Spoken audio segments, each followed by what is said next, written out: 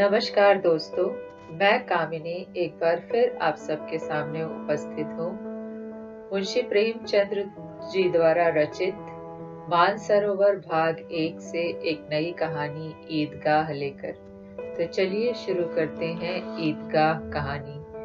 रमजान के पूरे 30 रोजों के बाद ईद आई है। कितना मनोहर, कितना सुहावना प्रभात है। वृक्षों पर कुछ अजीब हरियाली है, खेतों में कुछ अजीब रौनक है, आसमान पर कुछ अजीब लालिमा है।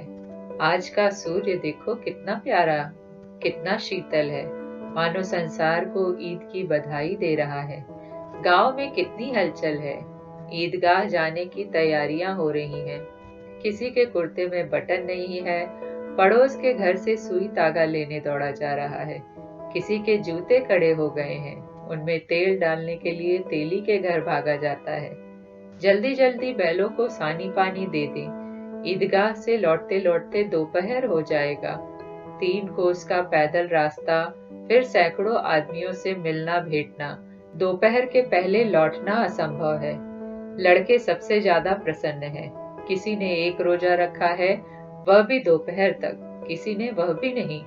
लेकिन ईदगाह जाने की खुशी उनके हिस्से की चीज है। रोजे बड़े बूढ़ों के लिए होंगे, इनके लिए तो ईद है। रोज ईद का नाम रटते थे, आज वह आ गई। अब जल्दी पड़ी है कि लोग ईदगाह क्यों नहीं चलते। इन्हें गृहस्थी की चिंताओं से क्या प्रयोजन। सेवैये के लिए दूध और शक्कर घर में है या नहीं, इनकी बला से, ये तो सेवैयां खाएंगे। वह क्या जाने कि अब्बा जान क्यों बदहवास चौधरी कायम अली के घर दौड़े जा रहे हैं। उन्हें क्या खबर कि चौधरी आज आंखें बदल ले तो यह सारी ईद मुहर्रम हो जाए। उनकी अपनी जेबों में तो कुबेर का धन भरा हुआ है। बार बार जेब से अपना खजाना निकालकर गिनते हैं और खुश होकर फिर रख लेते हैं। महमूद गिनता है 1, 2, 10, 12। उसके पास 12 पैसे हैं। मोहसिन के पास 1, 2, 3, 8, 9, 15 पैसे हैं। इन्हीं अनगिनती पैसों में अनगिनती चीजें लाएंगे, खिलौने, मिठाइयाँ, बिगुल, गेंद और जाने क्या क्या। और सबसे ज्यादा प्रसन्न है हामिद। वह 4-5 साल का गरीब सूरत दुबला पतला लड़का, जिसका बाप गत वर्ष हैजे की भेंट हो गया और माँ न जाने क्यों पीली होती होती एक दिन मर गई। किसी को पता न चला क्या बीमारी है। कहती तो कौन सुनने वाला था। दिल पर जो कुछ बीतती थी वह दिल में ही सहती थी, और जब न सहा गया तो संसार से विदा हो गई। अब हामिद अपनी बूढ़ी दादी अमीना की गोद में सोता है और उतना ही प्रसन्न है। उसके अब्बा जान रुपए कमाने गए हैं, बहुत सी थैलियां लेकर आएंगे। अम्मी जान अल्लाह मियाँ के घर से उसके लिए बड़ी अच्छी अच्छी चीजें लाने गई हैं, इसीलिए हामिद प्रसन्न है। आशा तो बड़ी चीज है, और फिर बच्चों की आशा, उनकी कल्पना तो राई का पर्वत बना लेती है। हामिद के पाँव में जूते नहीं हैं, सिर पर एक पुरानी धुरानी टोपी है जिसका गोटा काला पड़ गया है, फिर भी वह प्रसन्न है। जब उसके अब्बा जान थैलियां और अम्मी जान नियामतें लेकर आएंगी तो वह दिल के अरमान निकाल लेगा। तब देखेगा मोहसिन, नूरे और सम्मी कहाँ से उतने पैसे निकालेंगे। अभागिन आमीना अपनी कोठरी में बैठी रो रही है। आज ईद का दिन और उसके घर में दाना नहीं। आज आबिद होता तो क्या इसी तरह ईद आती और चली जाती। इस अंधकार और निराशा में वह डूबी जा रही है। किसने बुलाया था इस निगोड़ी ईद को। इस घर में उसका काम नहीं, लेकिन हामिद, उसे किसी के मरने जीने से क्या मतलब। उसके अंदर प्रकाश है, बाहर आशा। विपत्ति अपना सारा दलबल लेकर आए, हामिद की आनंद भरी चितवन उसका विध्वंस कर देगी। हामिद भीतर जाकर दादी से कहता है, तुम डरना नहीं, अम्मा मैं सबसे पहले आऊंगा, बिल्कुल न डरना। अमीना का दिल कचोट रहा है। गांव के बच्चे अपने अपने बाप के साथ जा रहे हैं। हामिद का बाप अमीना के सिवा और कौन है, उसे कैसे अकेले मेले जाने दे। उस भीड़ भाड़ में बच्चा कहीं खो जाए तो क्या हो। नहीं, अमीना उसे यूं न जाने देगी। नन्ही सी जान 3 कोस चलेगा कैसे। पैर में छाले पड़ जाएंगे, जूते भी तो नहीं है। वह थोड़ी थोड़ी दूर पर उसे गोद ले लेगी, लेकिन यहाँ सेवइयां कौन पकाएगा? पैसे होते तो लौटते लौटते सब सामग्री जमा करके चटपट बना लेती। यहाँ तो घंटों चीजें जमा करते लगेंगे। मांगे ही का तो भरोसा ठहरा। उस दिन फहीमन के कपड़े सिले थे, 8 आने पैसे मिले थे।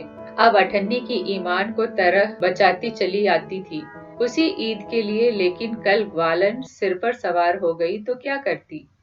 हामिद के लिए कुछ नहीं है तो 2 पैसे का दूध तो चाहिए ही।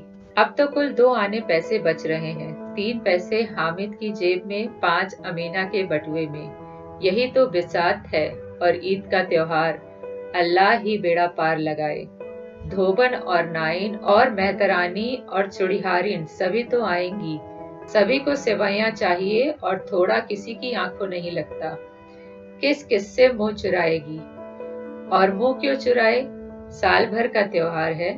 जिंदगी खैरियत से रहे, उनकी तकदीर भी तो उसी के साथ है। बच्चे को खुदा सलामत रखे, ये दिन भी कट जाएंगे। गांव से मेला चला और बच्चों के साथ हामिद भी जा रहा था। कभी सबके सब दौड़कर आगे निकल जाते, फिर किसी पेड़ के नीचे खड़े होकर साथ वालों का इंतजार करते। यह लोग क्यों इतना धीरे धीरे चल रहे हैं? हामिद के पैरों में तो जैसे पर लग गए हैं। वह कभी थक सकता है? शहर का दामन आ गया। सड़क के दोनों ओर अमीरों के बगीचे हैं। पक्की 4 दीवारी बनी हुई है। पेड़ों में आम और लीचियां लगी हुई हैं। कभी कभी कोई लड़का कंकड़ी उठाकर आम पर निशाना लगाता है। माली अंदर से गाली देता हुआ निकलता है। लड़के वहां से 1 फरलांग पर हैं, खूब हंस रहे हैं। माली को कैसा उल्लू बनाया। बड़ी बड़ी इमारतें आने लगी। यह अदालत है, यह कॉलेज है, यह क्लब घर है। इतने बड़े कॉलेज में कितने लड़के पढ़ते होंगे? सब लड़के नहीं हैं जी, बड़े बड़े आदमी हैं। सच, उनकी बड़ी बड़ी मूछें हैं। इतने बड़े हो गए अभी तक पढ़ते जाते हैं। न जाने कब तक पढ़ेंगे और क्या करेंगे इतना पढ़कर। हामिद के मदरसे में 2-3 बड़े बड़े लड़के हैं, बिल्कुल 3 कौड़ी के। रोज मार खाते हैं, काम से जी चुराने वाले। इस जगह भी उसी तरह के लोग होंगे और क्या। क्लब घर में जादू होता है। सुना है यहाँ मुर्दे की खोपड़ियां तोड़ती हैं और बड़े बड़े तमाशे होते हैं, पर किसी को अंदर नहीं जाने देते। और यहाँ शाम को साहब लोग खेलते हैं, बड़े बड़े आदमी खेलते हैं, मूछो दाढ़ी वाले। और मेमे भी खेलती हैं। सच, हमारी अम्मा को वह दे दो। क्या नाम है? बैट, तो उसे पकड़ ही न सके, घुमाते ही लुढ़क जाए। महमूद ने कहा, हमारी अम्मी जान का तो हाथ कांपने लगे, अल्लाह कसम। मोहसिन बोला, चलो मनो आटा पीस डालती है, जरा सा बैट पकड़ लेगी तो हाथ कांपने लगेंगे। सैकड़ों घड़े पानी रोज निकालती है, 5 घड़े तो तेरी भैंस पी जाती है। किसी मेम को 1 घड़ा पानी भरना पड़े तो आंखों तक अंधेरी आ जाए। महमूद, लेकिन दौड़ती तो नहीं, उछल कूद तो नहीं सकती। मोहसिन, हाँ उछल कूद नहीं सकती, लेकिन उस दिन मेरी गाय खुल गई थी और चौधरी के खेत में जा पड़ी थी। अम्मा इतना तेज दौड़ी कि मैं उन्हें न पा सका। सच। आगे चले। हलवाइयों की दुकानें शुरू हुई। आज खूब सजी हुई थी। इतनी मिठाइयाँ कौन खाता है? देखो ना, एक एक दुकान पर मनो होगी। सुना है रात को जिन्नात आकर खरीद ले जाते हैं।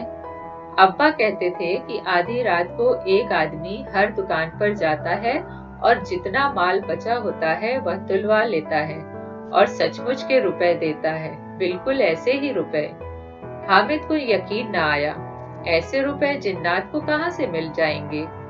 मोहसिन ने कहा, जिन्नात को रुपए की क्या कमी, जिस खजाने में चाहे चले जाएं। लोहे के दरवाजे तक उन्हें नहीं रोक सकते जनाब। आप हैं किस फेर में? हीरे जवाहरात तक उनके पास रहते हैं। जिससे खुश हो गए उसे टोकरों जवाहरात दे दिए। अभी यहीं बैठे हैं, 5 मिनट में कलकत्ता पहुंच जाएगा। हामिद ने फिर पूछा, जिन्नात बहुत बड़े बड़े होते हैं? मोहसिन, एक एक सिर आसमान के बराबर होता है जी। जमीन पर खड़ा हो जाए तो उसका सिर आसमान से जा लगे, मगर चाहे तो एक लोटे में घुस जाए। हामिद, लोग उन्हें खुश कैसे रखते होंगे? कोई मुझे वह मंत्र बता दे तो एक जिन्न को खुश कर लूं। मोहसिन: अब यह तो मैं नहीं जानता, लेकिन चौधरी साहब के काबू में बहुत से जिन्नात हैं। कोई चीज चोरी जाए, चौधरी साहब उसका पता लगा देंगे और चोर का नाम भी बता देंगे। जुमराती का बछवा उस दिन खो गया था। 3 दिन हैरान हुए, कहीं न मिलता था। झक मारकर चौधरी के पास गए। चौधरी ने तुरंत बता दिया, मवेशी खाने में है और वहीं मिला। जिन्नात आकर उन्हें सारे जहान की खबरें दे जाते हैं।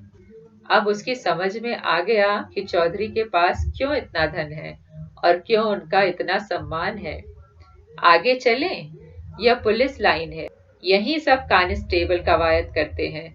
रैटन फाय फो रात को बेचारे खूब घूम कर पहरा देते हैं, नहीं चोरियां हो जाएं। मोहसिन ने प्रतिवाद किया, अब कांस्टेबल पहरा देते हैं, तभी तुम बहुत जानते हो। अजी हजरत, यही चोरी कराते हैं। शहर के जितने चोर डाकू हैं सब इनसे मिले रहते हैं। रात को ये लोग चोर से तो कहते हैं चोरी करो, और आप दूसरे मोहल्ले में जाकर जागते रहो पुकारते हैं। जब ही इन लोगों के पास इतने रुपए आते हैं। मेरे मामू एक थाने में कांस्टेबल हैं, 20 रुपया महीना पाते हैं, लेकिन 50 रुपए घर भेजते हैं। अल्लाह कसम, मैंने एक बार पूछा था कि मामू आप इतने रुपए कहाँ से लाते हैं? हंसकर कहने लगे, बेटा अल्लाह देता है। फिर आप ही बोले, हम लोग चाहें तो एक दिन में लाखों मार लाएं, हम तो इतना ही लेते हैं जिसमें अपनी बदनामी न हो और नौकरी न चली जाए। हामिद ने पूछा, यह लोग चोरी करवाते हैं तो कोई इन्हें पकड़ता नहीं? मोहसिन उसकी नादानी पर दया दिखाकर बोला, अरे पागल, इन्हें कौन पकड़ेगा? पकड़ने वाले तो यह लोग खुद हैं, लेकिन अल्लाह इन्हें सजा भी खूब देता है। हराम का माल हराम में जाता है। थोड़े ही दिन हुए, मामू के घर में आग लग गई। सारी लेई पूंजी जल गई, एक बर्तन तक न बचा। कई दिन पेड़ के नीचे सोए, अल्लाह कसम पेड़ के नीचे। फिर न जाने कहां से 100 कर्ज लाए तो बर्तन भाड़े आए। हामिद, 100 तो 50 से ज्यादा होते हैं। कहाँ 50 कहाँ 100? 50 एक थैली भर होता है, 100 तो 2 थैलियों में भी न आए। अब बस्ती घनी होने लगी। ईदगाह जाने वालों की टोलियां नजर आने लगी। एक से एक भड़कीले वस्त्र पहने हुए, कोई इक्के तांगे पर सवार, कोई मोटर पर। सभी इत्र में बसे, सभी के दिलों में उमंग। ग्रामीणों का यह छोटा सा दल अपनी विपन्नता से बेखबर, संतोष और धैर्य में मगन चला जा रहा था। बच्चों के लिए नगर की सभी चीजें अनोखी थीं। इस चीज की ओर ताकते ताकते ही रह जाते और पीछे से बराबर हॉर्न की आवाज होने पर भी न चेतते। हामिद तो मोटर के नीचे जाते जाते बचा। सहसा ईदगाह नजर आया। ऊपर इमली के घने वृक्षों की छाया है, नीचे पक्का फर्श है जिस पर जाजीब बिछा हुआ है और रोजेदारों की पंक्तियां एक के पीछे एक न जाने कहां तक चली गई हैं। पक्की जगत के नीचे तक जहां जाजीब भी नहीं है, नए आने वाले आकर पीछे की कतार में खड़े हो जाते हैं। आगे जगह नहीं है, यहाँ कोई धन और पद नहीं देखता। इस्लाम की निगाह में सब बराबर है। इन ग्रामीणों ने भी वजू किया और पिछली पंक्ति में खड़े हो गए। कितना सुंदर संचालन है, कितनी सुंदर व्यवस्था। लाखों सिर एक साथ सजदे में झुक जाते हैं, फिर सबके सब एक साथ खड़े हो जाते हैं, एक साथ झुकते हैं और एक साथ घुटनों के बल बैठ जाते हैं। कई बार यही क्रिया होती है जैसे बिजली की लाखों बत्तियां एक साथ प्रदीप्त हो और एक साथ बुझ जाएं, और यही क्रम चलता रहे। कितना अपूर्व दृश्य था। मानव भातृत्व का एक सूत्र इन समस्त आत्माओं को एक लड़ी में पिरोए हुए है। नमाज खत्म हो गई, लोग आपस में गले मिल रहे हैं। सब मिठाई और खिलौनों की दुकानों पर धावा होता है। ग्रामीणों का यह दल इस विषय में बालकों से कम उत्साही नहीं है। यह देखो हिंडोला है, 1 पैसा देकर चढ़ आओ। कभी आसमान पर जाते हुए मालूम होंगे, कभी जमीन पर गिरते हुए। यह चरखी है, लकड़ी के हाथी, घोड़े, ऊंट छड़ों से लटके हुए हैं। 1 पैसा देकर बैठ जाओ और 25 चक्करों का मजा लो। महमूद और मोहसिन और नूर और सम्मी इन घोड़ों और ऊंटों पर बैठते हैं। हामिद दूर खड़ा है। 3 ही पैसे तो उसके पास हैं। अपने कोष का 1/3 जरा सा चक्कर खाने के लिए नहीं दे सकता। सब चरखियों से उतरते हैं। अब खिलौने लेंगे। इधर दुकानों की कतार लगी हुई है। तरह तरह के खिलौने हैं। सिपाही और गुजरिया, राजा और वकील, भिश्ती और धोबिन और साधु। वाह, कितने सुंदर खिलौने हैं। महमूद सिपाही लेता है, खाकी वर्दी और लाल पगड़ी वाला, कंधे पर बंदूक रखे हुए। मालूम होता है अभी कवायद किए चला आ रहा है। मोहसिन को भिश्ती पसंद आया। कमर झुकी हुई है, ऊपर मशक रखे हुए हैं। मशक का मुंह एक हाथ से पकड़े हुए है। कितना प्रसन्न है, शायद कोई गीत गा रहा है। मशक से पानी उड़ेला ही चाहता है। नूरे को वकील से प्रेम है। कैसी विद्वता है उसके मुख पर। काला चुगा, नीचे सफेद अचकन, अचकन के सामने की जेब में घड़ी, सुनहरी जंजीर, एक हाथ में कानून का पोथा लिए हुए। मालूम होता है अभी किसी अदालत से जिरह या बहस किए चला आ रहा है। यह सब 2-2 पैसे के खिलौने हैं। हामिद के पास कुल 3 पैसे हैं। इतने महंगे खिलौने वह कैसे ले। खिलौना कहीं हाथ से छूट पड़े तो चूर चूर हो जाए, जरा पानी पड़े तो सारा रंग धुल जाए। ऐसे खिलौने लेकर वह क्या करेगा, किस काम के। मोहसिन कहता है मेरा भिश्ती रोज पानी दे जाएगा, सांझ सवेरे। महमूद, और मेरा सिपाही घर का पहरा देगा। कोई चोर आएगा तो फौरन बंदूक फैर कर देगा। नूरे, और मेरा वकील खूब मुकदमा लड़ेगा। सम्मी, और मेरी धोबिन रोज कपड़े धोएगी। हामिद खिलौनों की निंदा करता है। मिट्टी ही के तो है, गिरे तो चकनाचूर हो जाए। लेकिन ललचाई हुई आंखों से खिलौनों को देख रहा है और चाहता है कि जरा देर के लिए उन्हें हाथ में ले सकता। उसके हाथ अनायास ही लपकते हैं। लेकिन लड़के इतने त्यागी नहीं होते, विशेषकर जब अभी नया शौक है। हामिद ललचता रह जाता है। खिलौने के बाद मिठाइयाँ आती हैं। किसी ने रेवड़ियाँ ली हैं, किसी ने गुलाब जामुन, किसी ने सोहन हलवा। मजे से खा रहे हैं। हामिद बिरादरी से पृथक है। अभागे के पास 3 पैसे हैं, क्यों नहीं कुछ लेकर खाता। ललचाई आंखों से सबकी ओर देखता है। मोहसिन कहता है हामिद, रेवड़ी ले जा, कितनी खुशबूदार है। हामिद को संदेह हुआ यह केवल क्रूर विनोद है। मोहसिन इतना उदार नहीं है, लेकिन यह जानकर भी वह उसके पास जाता है। मोहसिन दोनों से एक रेवड़ी निकालकर हामिद की ओर बढ़ाता है। हामिद हाथ फैलाता है। मोहसिन रेवड़ी अपने मुंह में रख लेता है। महमूद, नूरे और सम्मी खूब तालियां बजा बजा कर हंसते हैं। हामिद खिसिया जाता है। मोहसिन, अच्छा अब की जरूर देंगे हामिद, अल्लाह कसम ले जा। हामिद, रखे रहो, क्या मेरे पास पैसे नहीं हैं? सम्मी, 3 ही पैसे तो हैं, 3 पैसे में क्या क्या लोगे?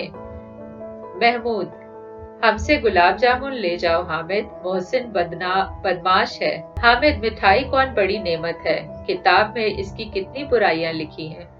मोहसिन, लेकिन दिल में कह रहे होगे कि मिले तो खा लें, अपने पैसे क्यों नहीं निकालते? महमूद, हम समझते हैं इसकी चालाकी, जब हमारे सारे पैसे खर्च हो जाएंगे तो हमें ललचा ललचा कर खाएगा। मिठाइयों के बाद कुछ दुकानें लोहे की चीजों की, कुछ गिलट और कुछ नकली गहनों की। लड़कों के लिए यहाँ कोई आकर्षण न था। वे सब आगे बढ़ जाते हैं। हामिद लोहे की दुकान पर रुक जाता है। कई चिमटे रखे हुए थे। उसे ख्याल आया दादी के पास चिमटा नहीं है। तवे से रोटियां उतारती है तो हाथ जल जाता है। अगर वह चिमटा ले जाकर दादी को दे दे तो वह कितना प्रसन्न होंगी। फिर उनकी उंगलियां कभी न जलेंगी। घर में एक काम की चीज हो जाएगी। खिलौने से क्या फायदा, व्यर्थ में पैसे खराब होते हैं। जरा देर ही तो खुशी होती है, फिर तो खिलौने को कोई आंख उठाकर नहीं देखता। यह तो घर पहुंचते पहुंचते टूट फूट बराबर हो जाएंगे। चिमटा कितने काम की चीज है। रोटियां तवे से उतार लो, चूल्हे में सेक लो। कोई आग मांगने आए तो चटपट चूल्हे से आग निकालकर उसे दे दो। अम्मा बेचारी को कहाँ फुर्सत है कि बाजार आए, और इतने पैसे ही कहाँ मिलते हैं। रोज हाथ जला लेती है। हामिद के साथी आगे बढ़ गए। सबील पर सबके सब शरबत पी रहे हैं। देखो सब कितने लालची हैं। इतनी मिठाइयाँ ली, मुझे किसी ने एक भी न दी। उस पर कहते हैं मेरे साथ खेलो, मेरा यह काम करो। अब अगर किसी ने कोई काम करने को कहा तो पूछूंगा, खाए मिठाइयाँ आप मोह सड़ेगा। फोड़े फुंसियां निकलेंगी, आप ही जवान चटोरा हो जाएगी। तब घर से पैसे चुराएंगे और मार खाएंगे। किताब में झूठी बातें थोड़े ही लिखी है, मेरी जबान क्यों खराब होगी। अम्मा चिमटा देखते ही दौड़कर मेरे हाथ से ले लेगी और कहेगी, मेरा बच्चा अम्मा के लिए चिमटा लाया है। हजारों दुआएं देगी। फिर पड़ोस की औरतों को दिखाएगी, सारे गांव में चर्चा होने लगेगी, हामिद चिमटा लाया है। कितना अच्छा लड़का है। इन लोगों के खिलौने पर कौन इन्हें दुआएं देगा। बड़ों की दुआएं सीधे अल्लाह के दरबार में पहुंचती है और तुरंत सुनी जाती है। मेरे पास पैसे नहीं हैं, तभी तो मोहसिन और महमूद यो मिजाज दिखाते हैं। मैं भी इनसे मिजाज दिखाऊंगा। खेले खिलौने और खाए मिठाइयाँ। मैं नहीं खेलता खिलौने, किसी का मिजाज क्यों सहूं। मैं गरीब सही, किसी से कुछ मांगने को तो नहीं जाता। आखिर अब्बा जान कभी न कभी आएंगे, अम्मा भी आएगी ही। फिर इन लोगों से पूछूंगा, कितने खिलौने लोगे। एक एक को टोकरियों खिलौने दूंगा और दिखा दूं कि दोस्तों के साथ इस तरह सलूक किया जाता है। यह नहीं कि पैसे की रेवड़ियां ली, चिढ़ा चिढ़ा कर खाने लगे। सबके सब हंसेंगे ही, हामिद ने चिमटा लिया है। हंसे मेरी बला से। उसने दुकानदार से पूछा, यह चिमटा कितने का है। दुकानदार ने उसकी ओर देखा। कोई आदमी साथ न देखकर कहा, तुम्हारे काम का नहीं है जी। बिकाऊ है कि नहीं। बिकाऊ क्यों नहीं है, और यहाँ क्यों लाद लाए हैं। तो बताते क्यों नहीं कि पैसे का है। 6 पैसे लगेंगे। हामिद का दिल बैठ गया। ठीक ठीक बताओ। ठीक ठीक 5 पैसे लगेंगे, लेना हो लो, नहीं चलते बनो। हामिद ने कलेजा मजबूत करके कहा, 3 पैसे लोगे। यह कहता हुआ वह आगे बढ़ गया कि दुकानदार की घुड़कियां न सुने। लेकिन दुकानदार ने घुड़कियां नहीं दी, बुलाकर चिमटा दे दिया। हामिद ने उसे इस तरह कंधे पर रखा मानो बंदूक है और शान से अकड़ता हुआ संगियों के पास आया। जरा सुने सबके सब क्या क्या आलोचनाएं करते हैं। मोहसिन ने हंसकर कहा, यह चिमटा क्यों लाया पगले, इसे क्या करेगा।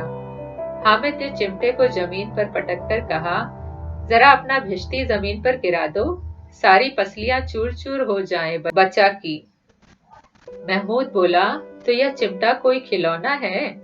हामिद, खिलौना क्यों नहीं, अभी कंधे पर रखा बंदूक हो गई, हाथ में ले लिया, फकीरों का चिमटा हो गया। चाहूं तो इससे मजीरे का काम ले सकता हूँ। एक चिमटा जमा दूं तो तुम लोगों के सारे खिलौने की जान निकल जाए। तुम्हारे खिलौने कितना ही जोर लगाएं, मेरे चिमटे का बाल भी बांका नहीं कर सकते।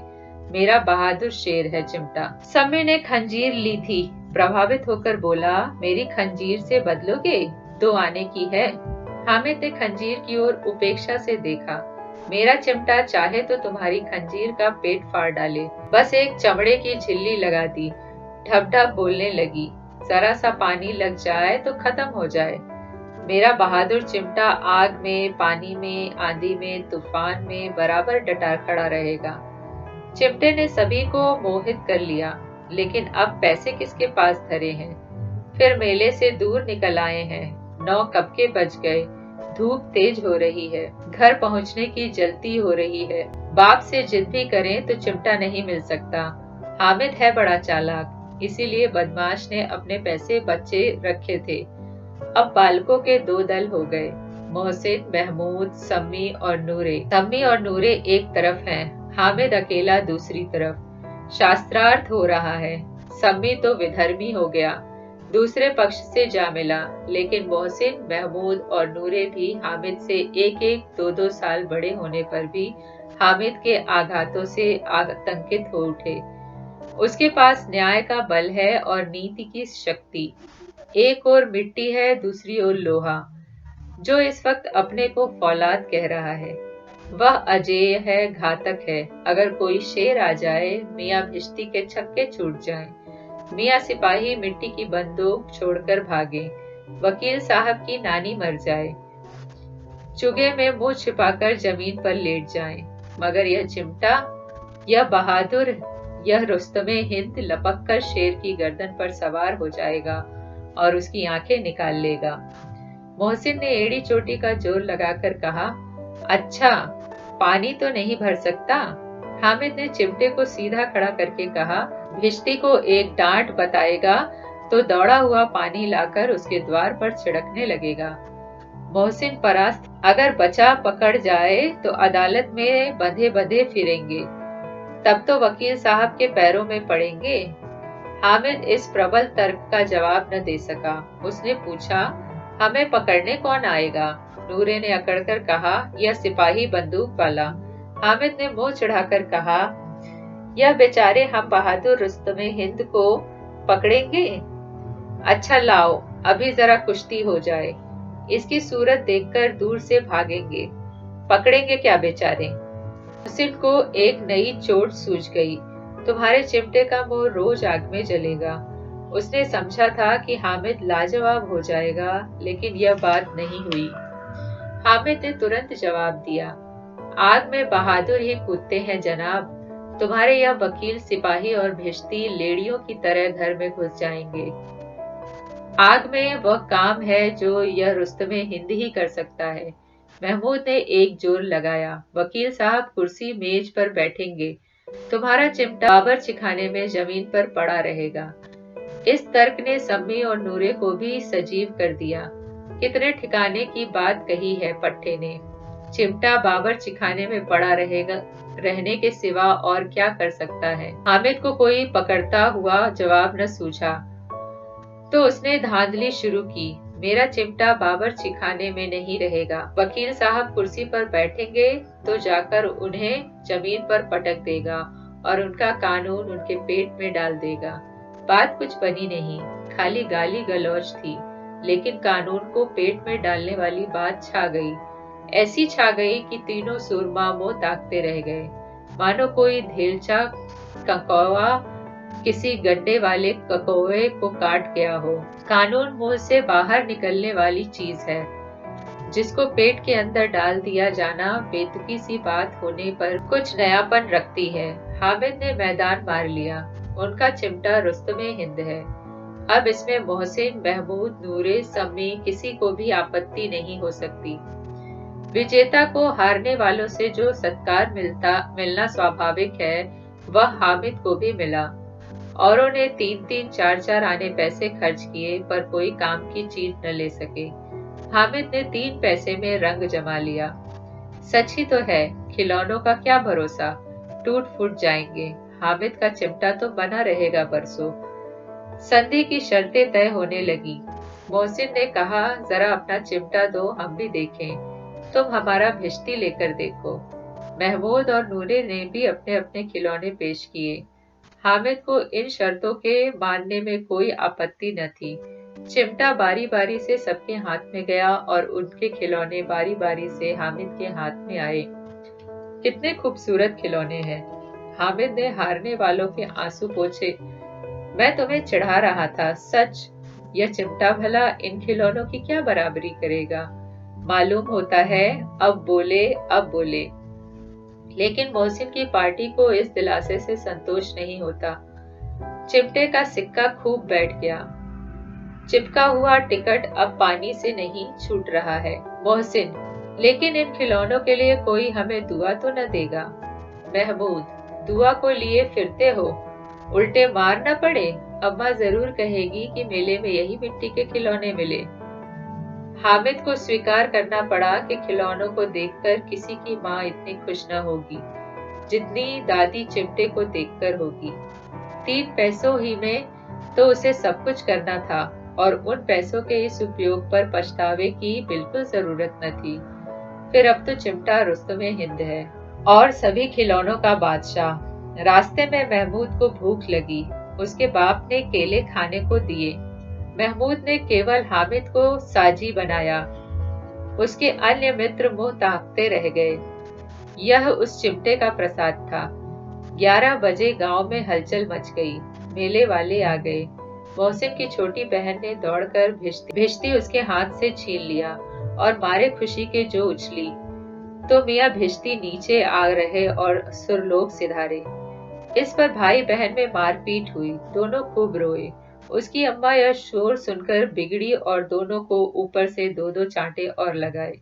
मियाँ नूरे वकील का अंत उनके प्रतिष्ठा अनुकूल इससे ज्यादा गौरवमय हुआ। वकील जमीन पर या ताक पर तो नहीं बैठ सका। उसकी मर्यादा का विचार तो करना ही होगा। दीवार में 2 खूंटियां गाड़ी गईं, उन पर लकड़ी का एक पटरा रखा गया। पटरे पर कागज का कालीन बिछाया गया। वकील साहब भोज की भांति सिंहासन पर विराजे। नूरे ने उन्हें पंखा झलना शुरू किया। अदालतों में खस की टट्टियां और बिजली के पंखे रहते हैं, क्या यहाँ मामूली पंखा भी न हो? कानून की गर्मी दिमाग पर चढ़ जाएगी कि नहीं? बांस का पंखा आया और नूरे हवा करने लगे। मालूम नहीं पंखे की हवा से या पंखे की चोट से वकील साहब स्वर्गलोक से मृत्युलोक में आ रहे और उनका माटी का चोला माटी में मिल गया। फिर बड़े जोर शोर से मातम हुआ और वकील साहब की अस्थि धूल पर डाल दी गई। अब रहा महमूद का सिपाही। उसे चटपट गांव का पहरा देने का चार्ज मिल गया। लेकिन पुलिस का सिपाही कोई साधारण व्यक्ति तो नहीं जो अपने पैरों चले। वह पालकी पर चलेगा। एक टोकरी आई, उसमें कुछ लाल रंग के फटे पुराने चीथड़े बिछाए गए, जिसमें सिपाही साहब आराम से लेटे। नूरे ने यह टोकरी उठाई और अपने द्वार का चक्कर लगाने लगे। उनके दोनों छोटे भाई सिपाही की तरह छोने वाले जागते लहो पुकारते चलते हैं, मगर रात तो अंधेरी होनी चाहिए। महमूद को ठोकर लग जाती है। टोकरी उसके हाथ से छूटकर गिर पड़ती है और मियाँ सिपाही अपनी बंदूक लिए जमीन पर आ जाते हैं और उनकी एक टांग में विकार आ जाता है। महमूद को आज ज्ञात हुआ कि वह अच्छा डॉक्टर है। उसको ऐसा मरहम मिल गया है जिससे वह टूटी टांग को आनन फानन जोड़ सकता है। केवल गूलर का दूध चाहिए। गूलर का दूध आता है, टांग जोड़ दी जाती है, लेकिन सिपाही को ज्यों ही खड़ा किया जाता है टांग जवाब दे देती है। शल्य क्रिया असफल हुई, तब उसकी दूसरी टांग भी तोड़ दी जाती है। अब कम से कम एक जगह आराम से बैठ तो सकता है। एक टांग से तो न चल सकता था न बैठ सकता था। अब वह सिपाही सन्यासी हो गया है। अपनी जगह पर बैठा बैठा पहरा देता है। कभी कभी देवता भी बन जाता है। उसके सिर का छालदार साफा खुरच दिया गया है। अब उसका जितना रूपांतर चाहो कर सकते हो। कभी कभी तो उससे बांट का काम भी लिया जाता है। अब मियाँ हामिद की बात सुनिए। अम्मी उसकी आवाज सुनते ही दौड़ी और उसे गोद में उठाकर प्यार करने लगी। सहसा उसके हाथ में चिमटा देखकर चौंकी। यह चिमटा कहाँ था? मैंने मोल लिया है। के पैसे में? 3 पैसे में। अमीना ने छाती पीट ली। यह कैसा बेसमझ लड़का है कि दोपहर हुआ कुछ खाया न पिया, लाया क्या? चिमटा। सारे मेले में तुझे और कोई चीज न मिली जो यह लोहे का चिमटा उठा लाया? हामिद ने अपराधी भाव से कहा, तुम्हारी उंगलियां तवे से जल जाती थी, इसीलिए मैंने इसे लिया। बुढ़िया का क्रोध तुरंत स्नेह में बदल गया, और स्नेह भी वह नहीं जो प्रगल्भ होता है और अपनी सारी कसक शब्दों में बिखेर देता है। यह मूक स्नेह था, खूब ठोस, रस और स्वाद से भरा हुआ। बच्चे में कितना त्याग, कितना सद्भाव और कितना विवेक है।